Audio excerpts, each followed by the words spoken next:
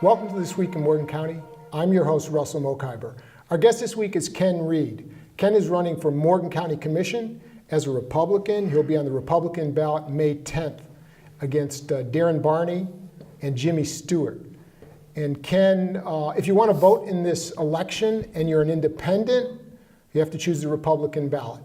Ken, welcome to the show. Thank you so much. My name is Ken Reed, and I'm running for County Commission of Morgan County. Ken, you were born and raised on the other side of the state in the northern panhandle. Tell us about your folks, what they did, what you did over there. Yes, I was born actually in Weirton, which is in Hancock County, and I grew up in Brooke County in the northern panhandle. My father was a Weirton Steel worker, worked at Weirton Steel for 30-some years. My mother was a stay-at-home mom. I have a couple brothers, and graduated from Brooke High School in 1986. And you went to WVU, studied pharmacy. What brought you over here? From after I graduated high school, went to WVU, got into pharmacy school, met my wife Tally, who's from Hedgesville, and that's an excellent question of how I ended up here. At the time, I didn't even know Berkeley Springs existed, and my wife was from Hedgesville. And her mother still lived here, and I learned a long time ago that you always end up where her mother is. So I ended up working in Berkeley Springs. Was a job opening at Rite Aid in 1992 is when I landed here. She was still in school at WVU for an extra year. Also pharmacy school, right? Yes, met her in pharmacy school. That's correct. And then how long were you at Rite Aid before you opened your own business? We opened up our own business in 1998, so that would have been 6 years. And that's the original Reed's up on the hill? No. The original Reed's Pharmacy was a little house that we had purchased for like $65,000, and it was a wreck. Where was it? It was right where the Fox's Pizza store is now. It was right next to C&B Bank. And we converted it into a pharmacy. It was we dispensed prescriptions out of the bedroom, and kept the kitchen. And we used to cook pizzas. And at one time we had the couches still in there, and people would come in and sit down at the couch and wait for their prescriptions to be filled. There are times when I wish I could go back to that. What made you? So you're an entrepreneur, and what made you move from working at the pharmacy at Rite Aid to opening your own business? I worked for Rite Aid for a long time, and I was working 12-hour shifts, and I was killing myself for them. And I remember coming home and talking to my wife after I'd come home and just land in the lazy boy and with the feet up and say, I thought to myself, I'm not going to work this hard. I should probably do it for myself. And I talked to my dad about it, and he's like, well, at that time I was 24, 25 years old. He's like, if you're going to do it, you need to do it now. Because if you wait and you start having kids and start doing this other stuff, that takes precedent over going that route. So we threw all the chips in, and we bought that house and then invested pretty much everything we had into that little business. And now there are 5 Reed's pharmacies: Berkeley Springs, Hancock, Hedgesville, Spring Mills, and Berryville, Virginia? That's correct. We have five store locations in 3 states.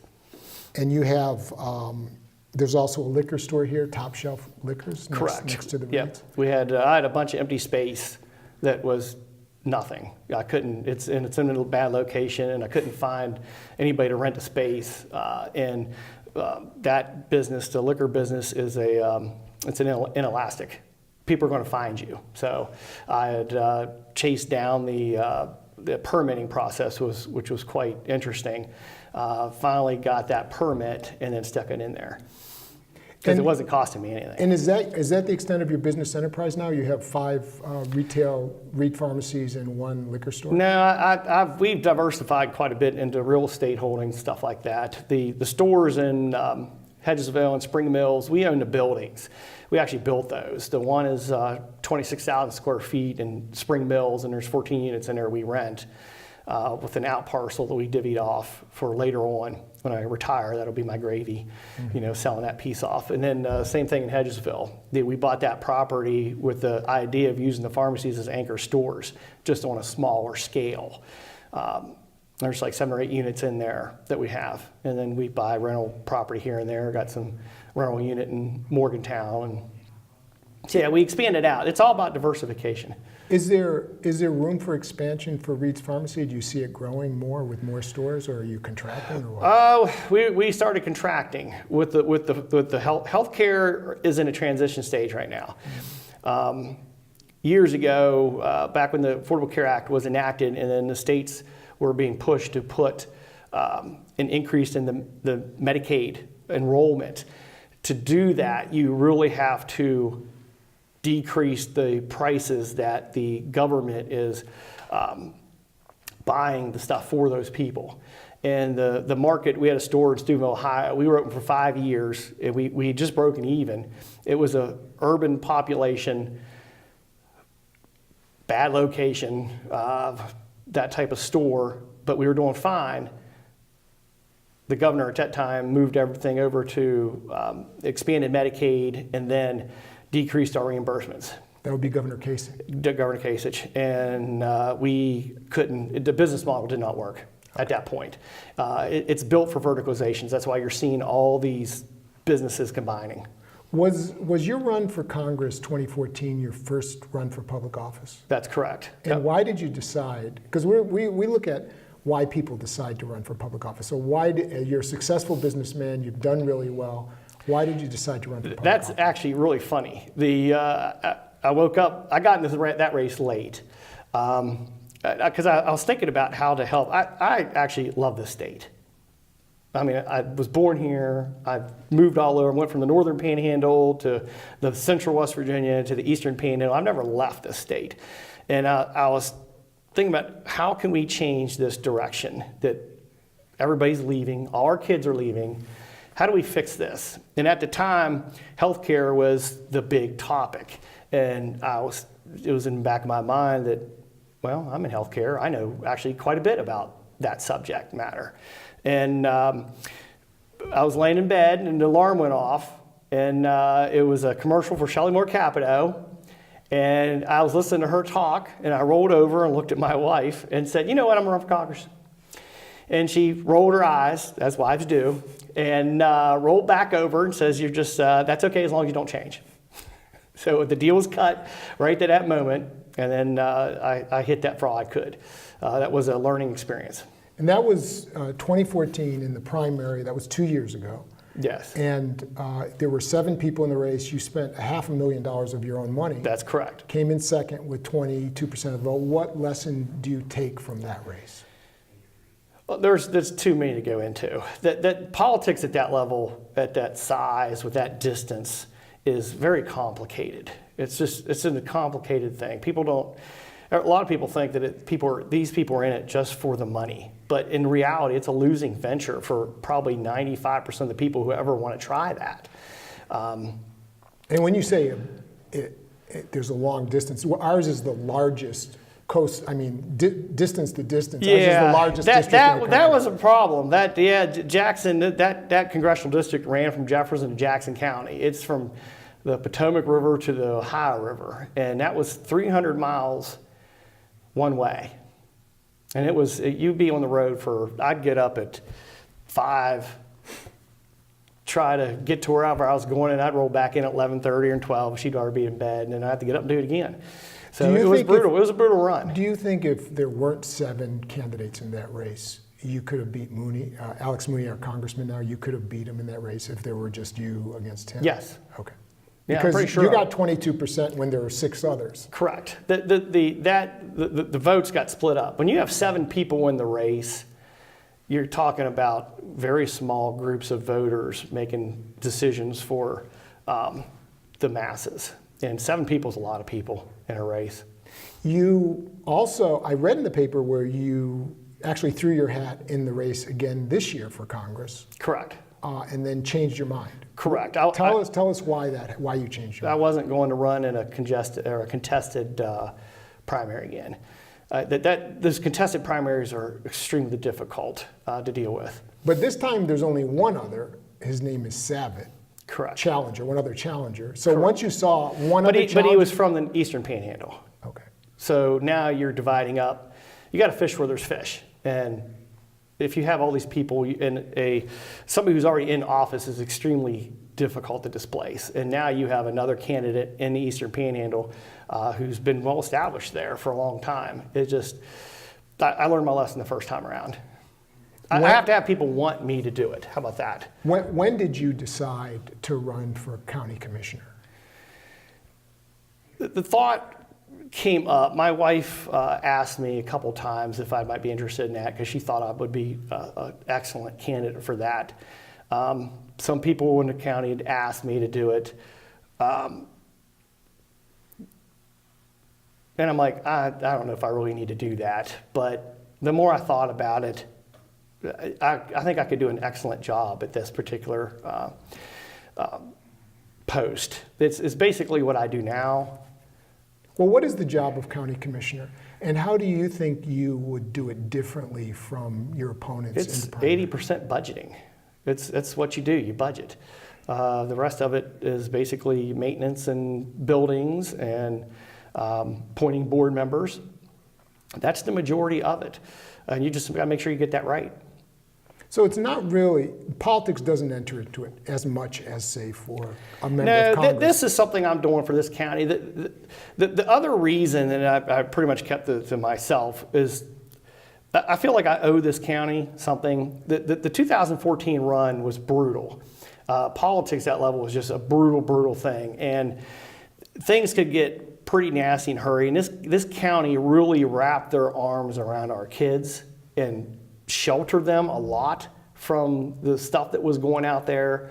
And I just have a great appreciation for that. Well, what do you mean by that? Wrap their arms They around protected our kids pretty well, because there was a lot of telephone calls and stuff like that being made, and the county really stepped up. The people in this county really stepped up into help sheltering them from a lot of silliness that goes on in those campaigns, and I haven't forgotten it. Okay, so you're talking about your I think I understand now that you're talking about your campaign for Congress and your children. Correct. To buffer them from those outside forces. That's correct, and I feel I owe them a debt. And ultimately it's up to the voters of the county. I am offering my services to this county. Right now, the county deals with a $5.3 million budget and 80 some employees. Right now, I have at one time I had over 100 employees. This is not something that I'm not capable of doing. I've done it for the past 20 years. How do you met your fellow candidates yesterday at the Legion, I take it? Yes. How do you think you would do the job different from them? How do you think you differ from them, or you would be different from them as a county commissioner? I really don't know those other two candidates. I really don't. So I don't know what they would actually do in the job. All I know is what I can do, all right? And I've been doing this job, a very similar job, for 20-some years. And especially in the past 5 years when that economic downturn hit, we were still here. There was stores closing left and right. Businesses were just going under. Surviving was a new thriving. And we made it through that point. Now, a couple hot issues that have flared in Morgan County over the last couple of years. One is the school levy. Mm-hmm. As the economic downturn hit, local counties were squeezed for money, mm-hmm. both for education and for other reasons. And the levy was a big issue. Mm-hmm. It flared in the public eye. There were 2 votes. The first one, the levy failed. The second one passed barely. Mm-hmm. Where did you stand on the levy? I voted for the levy. You voted for both mm-hmm. of them? I am very aware that school system is very important. It's actually a driving factor for a lot of these communities that are doing very well. If you go over to Berkeley County and look at Spring Mills, that place has just exploded, and they're investing money into their school system. People come to areas for the schools. So yes, and couple that with the state formula not giving the amount of money that they should have to some of these schools, it's a pretty big deal. And you got to have quality teachers. The other issue that's flared recently, and the county commission is actually going to vote this week on it, is the ambulance fee. The county mm-hmm. commission wants to double the ambulance fee from $75 to $150, and we were we actually live streamed one of the recent meetings from the courthouse, the last of the 3 public hearings. And there were people there, poor people, who showed up at this hearing saying, we can't afford this, that you know, it's either going to be our medications or the ambulance fees. People said that. And I'm wondering your thoughts on it from following the ambulance fee, if you were a county commissioner, how you would come down on that. I followed it in the paper, and I actually went to the second meeting. Okay. I snuck in through the back door, and Was that Paw or? No, it was the one here in Okay. Warm Springs, and of course I'm pretty ninja-like. I can sneak in pretty good. I'm in the back of the room. Nobody knew I was there, but I listened to the presentation because I'm pretty much at this point I'm just a citizen. And I thought the presentation was done well. They explained where they were at, where they needed to get to, and how they thought best to get there. I thought that board did a very good job with the presentation. As for the ambulance fee in general, they're going to have to make that decision coming up soon. It's basically dictated by the state. The state's telling the counties that they need to do a certain service for the entirety of the county, okay? And it's just Morgan County. All these counties are struggling, okay, with how to do this, especially with our tax revenues going down and down and down, all right? With all the issues with coal and the coal severance taxes and stuff like that plummeting, there's counties farther down west that are they're in big, big trouble. And so I think every county is struggling with how to pay for these services that are dictated to by the state, and they got to come up with the best answer for it. Sometimes there's no best answer. There's a 60% best answer. Sometimes that's all you got to go with. And these current county commissioners have a tough decision on how to go and fulfill those duties and deal with the people who can't afford those costs, that cost increase. But when I was in that meeting, the thought occurred to me, a lot of those people that were at the meeting are the ones that will be most likely be using the service if they need the service. So it sounds as if the county commission is going to vote for it, to approve it. It sounds as if you would, if you were on the county I don't think they have a choice. I think they're going to have to do it. Now, do I think they could go back and revisit it later on? And if something changes in the equation, like say we're able to get a bigger industry base or a more diverse base, you can come back and look at that and then maybe potentially ratchet it down. But those guys are going to have to make a decision soon. And one other issue about the ambulance fee that was raised at these meetings was the question of businesses, because this is a fee on people who own residential properties. Correct. And businesses are not like McDonald's doesn't have Reed's Pharmacy. All these, there's not that many, but there's businesses in Morgan County, and a neighboring county, Jefferson County, does have a business fee. Would you support a fee on business also? At this time, probably not. We don't have enough business to. Jefferson County and Berkeley County have a lot of businesses. We're struggling to get people to come in at all. When I look at these fees, the people consuming the service are the public. The small percentage of business, which has got to be less than 0.001, the ambulance isn't going to come to those businesses. It's going to come to your home at 2 a.m. The people are the ones consuming this service, or the ones that they need to use it. So we got to find a way to spread it out amongst the public in the best possible way. And the other thing that I've noticed with those guys is they got to do it fairly throughout the county. There's definitely a population change in different parts of the county, and they have to look at that data. I'm a data-driven person. So you have to look at where the need is and then try to find the most reasonable and financial secure way to spend your resources the best you can. On the question of economic development, Bob Ford and some others in the county want like an open door policy. They want to bring a Walmart to the northern part of the county. They want big box stores. What's your thought on the kind of economic development and big box stores? And as a local businessman facing big chains and big boxes, you must have taken this under consideration. Competition is I'm okay with competition, believe it or not. It's when the competition has an unfair advantage in some particular way, like the government is giving them a plus where they don't give it to somebody else. Isn't the retail that I think we need to expand? You're talking about retail. There's only so much retail. We don't have the infrastructure for mass development like that. That always is secondary behind something else. There's a proposed gas line, natural gas line, that it wants to feed through Morgan County to Berkeley and Jefferson. That, in my mind, is the number one priority, is to help guide that and be able to use that. My biggest fear is they're just going to take that pipe through Morgan County and not let us use it, and Berkeley County use all the natural gas. We need a feeder station here. Natural gas is a cheap alternative. As your electric bills are going to go up, and they're going to, it's going to be a good alternative for these same people that are having economic issues now.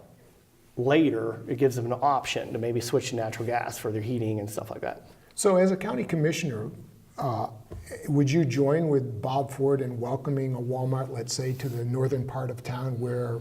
When you say northern part of town, what do you mean? Up at, north of the sand mine, for example. Because I think that's where Bob is talking about and the kinds of ideas that he has. I think all business should be welcomed and looked at, okay? I'm not against putting a blockade up in front of businesses and say, you can't come here. I think it's got to make sense. You got to have a good idea of where you want to go. You got to keep what you're doing well, okay? Expand that, and then try to sensibly bring in other businesses that either complement it or work in a different sector altogether. All right, so I'd have to see it to see if it happens first. What about the thought, as a small business person, what about the thought that these mega corporations like Walmart come into small towns and drive out small businesses? Do you think that's true? Does that happen? Would your business be threatened? Would your business be threatened by the Walmart pharmacy? But it wouldn't be Walmart that's threatening it. Okay? The Walmart pharmacy? No. It's not Walmart threatening it. It's actually government that's threatening it. These contracts in the pharmacy world have gotten so bad that it's driving everything vertical. Okay, so you have to have 20,000 stores to even get into those contracts. So it's not competition. If I could put a pharmacy in a Walmart parking lot, I'd do it every time because I can out-service them, I can out-hustle them, I can give them a better quality product. But what's happening out there in that particular world is that that's not what's important now. It's all cost-driven, and that is something that's extremely hard to compete with. That's part of the reason why we left the Stephenville market. That just did not work anymore with the market that was there. We have just a couple of minutes left. Sure. So finally, in terms of politics, now politics doesn't enter into it as much for a county commissioner because, as you said, the issues are primarily budgeting. But how would you describe your politics, generally speaking? When you ran for Congress, how would you describe your politics? I was an independent for 20 years. I really don't like partisan politics. I don't like the nastiness that occurs on the fringes. And when I ran for office back then, I ran head on into some of that. And it takes a while. It's like going 180 degrees. When you're in healthcare, my job is to help you. And when you jumped into politics, it's like flipping 180 degrees, and you're fighting so much silliness out there because it's about control. It took me a long time to wrap my head around there's whole industries that are built up around dividing people. And I think we do better when we unite than divide. And that's just where I stand. Well, good luck to you on May 10th. Congratulations for running. I appreciate it. Thank you so much. And thank you for watching This Week in Morgan County.